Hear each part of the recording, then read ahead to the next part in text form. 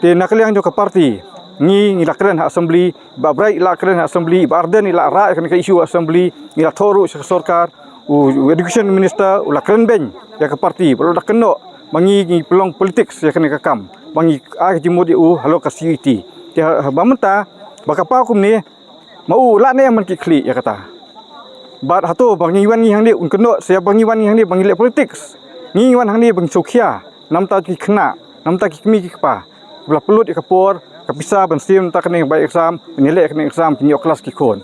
I have not heard of any mismanagement, number one. Number two, the CUET exam is conducted by central agencies. It's not conducted by the state government. Even now we don't have enough centers, but at least every region today has a center, and I thank the government of India. Today Juwai, Shillong and Tura have the CUET center. Kalau total failure nak kalian juga sorkar.